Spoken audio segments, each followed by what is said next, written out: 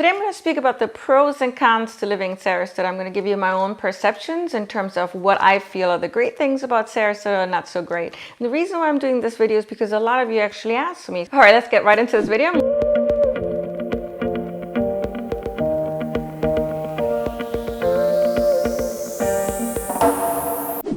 First of all, the beaches here are beautiful, especially Siesta Key Beach, which is the #1 rated beach that we have here in this region. Sometimes it's #1 rated in the US. Siesta Key Beach is absolutely breathtaking. It's actually about 15 minutes away from our house. It's on Siesta Key, but there's 2 other beaches on Siesta Key. We also have Turtle Beach and Crescent Beach. The great thing about Sarasota is that we have so many beaches to choose from. As a matter of fact, I counted 9 that are in very easy driving distance, right? So we talked about Siesta Key, which has 3 beaches already. There's also Lido Key, and there's 3 beaches on Lido Key. My favorite being North Lido Key, which I absolutely love, especially for the sunsets. Then there's Nokomis Beach, and the Venice beaches, which are amazing as well. And that's not even counting Longboat Key and Anna Maria Island beaches.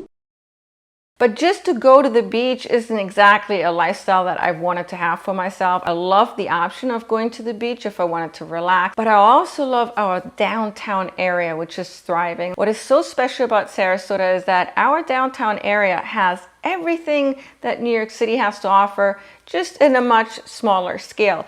We have really great theaters. There's plenty of restaurants to choose from, and the restaurants that we have in downtown Sarasota are exceptional. And it's just incredible to see the transformation. There's so many new buildings that have come up and continue to go up. There is a huge initiative that I'm so excited about, and it's called the Sarasota Bay, and it's across from the Renaissance building. It's actually by where the Van Wezel is. This initiative is very exciting to me because it's ambitious, but it's also very achievable. A lot of it is going to be contingent upon how much money can be raised over the next 5 to 10 years. The goal as to where the Bay Sarasota is expected to be over the next few years is going to be amazing. I always say in my videos, once it's said and done, it's going to become the heart and soul of downtown Sarasota. What is incredible about Sarasota is that you can live so many different lifestyles in a very short period of time. What I mean is you don't have to drive very long distances to go from a beach setting and be a beach bum, so to speak, to being in downtown Sarasota and living more of a metropolitan lifestyle, to heading over to Mayaka State Park, for example, to be a nature lover or a golfer. We have a lot of different golfing communities here in Sarasota. Sarasota is not very big. If you live center of Sarasota, you could be at the beaches in 10 minutes. In downtown Sarasota in 10 minutes. It's all relatively close by. And that is exceptional when it comes to changing lifestyles, taking on different ways of experiencing life very fast.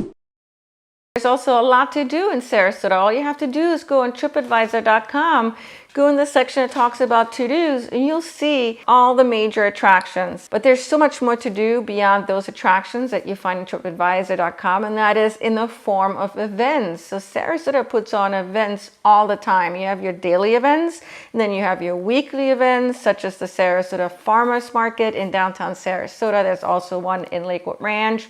Then we have the monthly events and the yearly events. One of them that that just popped up in my head is Siesta Key Crystal Classic, which is a sand sculpting event that happens every year. I think it's in November or December. Yeah, there's a lot of events that are being put on by the city, by businesses, and there's always really something to do.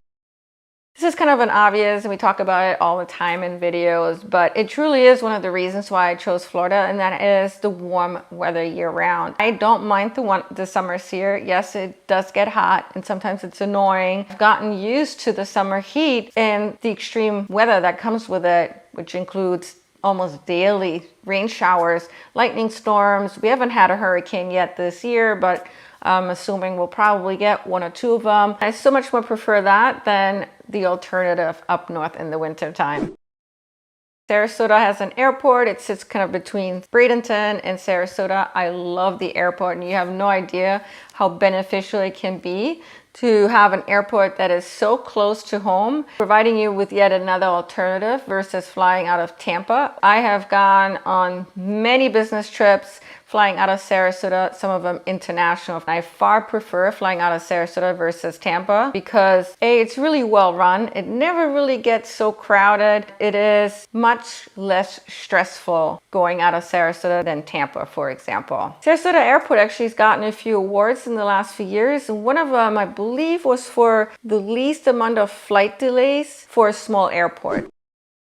Another big pro for me is that we're so close to other destinations that I love spending time in, such as Clearwater, St. Petersburg, Dunedin, Tampa Bay, and then on the southern side, absolutely love Punta Gorda, Fort Myers, Cape Coral, Marco Island, and then of course Naples. There's so many different tourist destinations that people come to from all over the world, and we have it accessible here almost in our backyard, just an hour to maybe 2 hours away. And let's talk about the cons. First one for me is the traffic has gotten worse. And I'm saying that because I've been here for the last 11 years. So I have seen the change of traffic. A lot of it has to do with the pandemic and now people coming here. I mean, I'm noticing it on a lot of main streets in Sarasota and the highways.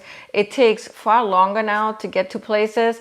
The way I go around it is really understanding what the traffic pattern is like now and then planning ahead. Now remember, the way you're going to perceive traffic is very dependent upon what you're used to. I'm actually surprised I'm saying that the traffic changes are a bit annoying because I come from New York City. New York City traffic is probably one of the worst in all of the US. But then again, I've also lived here for the last 11 years, and so I am noticing the changes over the last few years. Number two is real estate. Real estate, unfortunately, isn't attainable for many of you anymore. It's become very expensive to live in Sarasota. The median price as of July of this year is about $450,000 for Sarasota. A lot of you are priced out. We should be figuring out how to come up with affordable residences because we need essential workers. As a matter of fact, the government in Sarasota put out a huge campaign to draw in essential workers to live here, to work here, because we need to fill these gaps that we're finding in workplaces, right? We need essential workers in hospitals, in restaurants, and all these other different types of businesses. But how are workers going to live here if they can't afford living here? I'm hoping that the local government is going to help provide affordable living opportunities for especially our essential workers. So Sarasota is not a very walkable town. Unless you live in downtown Sarasota. Outside of downtown Sarasota, you're going to have a car. You're going to have to drive everywhere. I wish that Sarasota was a little bit more walkable, but there's no such thing as a perfect place.